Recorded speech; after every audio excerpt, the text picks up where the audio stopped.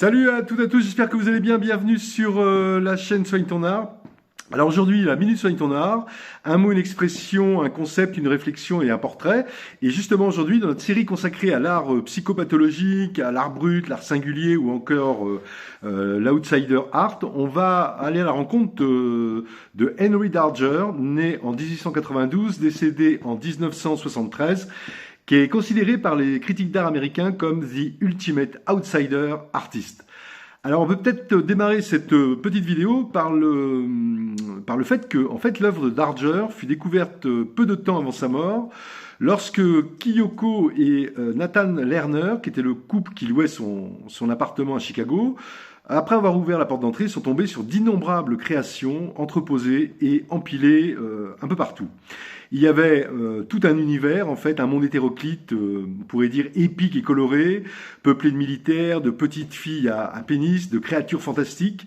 Et en fait, alors sous la forme de dessins réversibles, certains de plusieurs mètres de long, des collages, et près de 35 000 pages de texte en fait. Donc une sorte de monde parallèle, à coup sûr une aventure artistique extraordinaire, une œuvre d'art en fait hors norme, hors convention. Alors sur le plan biographique, peut-être dire que Henry Darger, d'abord, était issu d'une famille d'immigrés allemandes, et en fait, sa grande tragédie, c'est qu'il va perdre sa mère alors qu'il n'a que 4 ans. Et en fait, cette dernière va mourir en couche et donner naissance à une petite fille que Darger ne connaîtra jamais. Et parmi, en fait, les hypothèses de la nature et de la forme de sa création artistique, la question du double deuil entre celui de sa mère et celui de sa sœur qu'il ne verra jamais peut se poser et pourrait expliquer en fait sa propension à peindre des petites filles. Alors son père, qui est tailleur, le confie en fait à une famille d'accueil. Et dans son enfance, il semble que Darger était très, très agité, agressif, raison pour laquelle il est placé dans un foyer, puis il est interné à Lincoln, dans un asile pour handicapés mentaux. Mais à l'âge de 17 ans, il s'enfuit de l'hôpital. Alors il travaillait aussi l'été dans une ferme. Il n'y va pas non plus, il n'y retourne plus. Et en fait, il retourne à Chicago, qui est la capitale, la grande capitale ouvrière à l'époque du centre de l'Amérique, qui est d'ailleurs aussi un gigantesque marché à viande qui va influencer son œuvre, puisque dans de nombreuses créations de Darger vont apparaître de la chair, mais aussi des viscères, aussi bien l'un que l'autre. Et en fait, il est embauché, comme il trouve un métier, un boulot comme homme à tout faire dans un hôpital, il fait la plonge, le ménage, sur les poubelles. Et il va commencer à s'installer dans une vie très réglée, avec à chaque fois qu'il rentre chez lui le soir, après son travail, il va se réfugier dans la création pendant plus de 40 ans. Il va écrire, va dessiner, va découper faire beaucoup de collages, découper des magazines, faire des décalcomanies aussi. Il va aussi décalquer beaucoup, on le verra plus tard. Et il va s'inspirer de culture populaire, de comics notamment, d'images religieuses, etc. Ce qui est intéressant, c'est que Darger, qui est autodidacte, lit Dante, il lit Cervantes, il écoute Rachmaninoff, il lit aussi beaucoup les journaux et il est très intéressé par les faits divers. Et en fait, il y en a deux, dont un particulièrement qui l'impressionne, c'est un fait divers consacré au docteur Holmes, qui est considéré comme le premier tueur en série aux États-Unis au début du XXe siècle, qui a assassiné de très nombreuses femmes dans son château-hôtel. Et en fait, ces meurtres vont inspirer Darger, notamment dans son œuvre Crazy House, dans laquelle en fait des fillettes sont éviscérées et même démembrées. Il y a aussi un autre fait divers, c'est le meurtre d'une petite fille en 1911 dont le corps est retrouvé dans un canal, qui va contribuer en fait à développer une sorte de figure d'enfant martyr dans l'œuvre de Darger. Et cela, évidemment, à mettre en parallèle avec sa sœur qu'il n'a jamais connue. Un peu plus tard, la figure de la petite fille va devenir centrale avec la naissance des Vivian Girls, une sorte de mini-armée de fillettes combattantes qui vont être les héroïnes de ces créations. Alors elles sont guerrières, cavalières, elles sont ornées de pénis et de cornes de bouc, et en fait elles livrent une guerre contre le mal et incarnent l'enfance courageuse face à la barbarie adulte.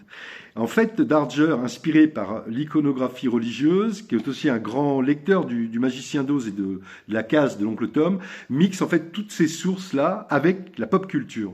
Et pour dessiner ces personnages, il récupère donc, comme on l'a vu, des vieux journaux notamment, il s'inspire d'images publicitaires, des clichés de presse, et en fait, il fait même réaliser parfois des agrandissements dans une boutique photo pas loin de son appartement. Et puis il peint, il décalque beaucoup, il assemble. Et en ce sens, Darger est une sorte de précurseur du pop art, avec ses collages mi-picturaux, on pourrait dire, et mi-littéraires.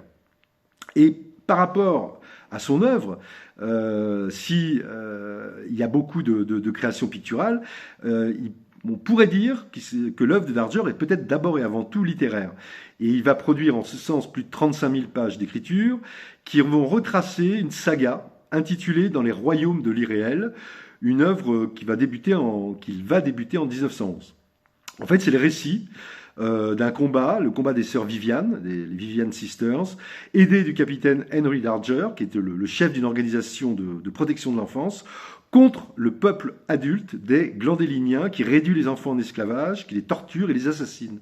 Et toute cette œuvre littéraire va être en fait l'objet de grandes planches aquarellées recto-verso, agrémentées de plein de collages. Pour finir, ce qu'on peut dire, c'est qu'il y a deux autres thèmes qui sont chers à Darger. Il y a la guerre et il y a aussi le climat. D'abord, Darger est fasciné par la guerre de sécession, mais il se nourrit aussi des images de la Première Guerre mondiale qui a lieu quand il commence son œuvre.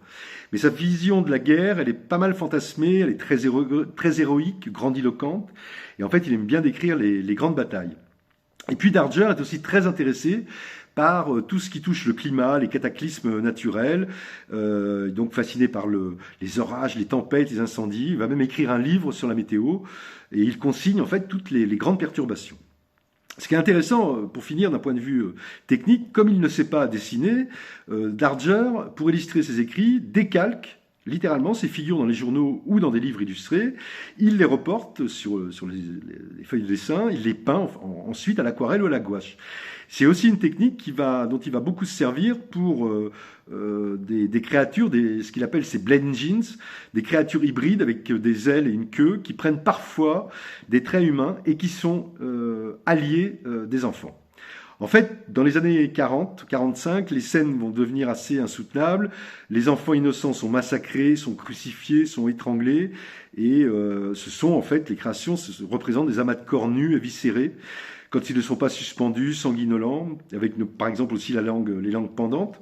Mais son œuvre évolue avec le temps. Et en fait, les dernières années de sa vie, l'œuvre de Darger, elle est moins narrative, donc il y a moins de texte, et puis une forme d'apaisement. C'est-à-dire que la guerre n'est plus qu'un souvenir, qui est rappelé cependant, mais avec plutôt des sortes de statues commémoratives. Et les fillettes, qui sont revenues à une vie d'enfant, évoluent dans des paysages plutôt peuplés de papillons et de centaines de fleurs que Darger décalque dans des catalogues de vente de plantes.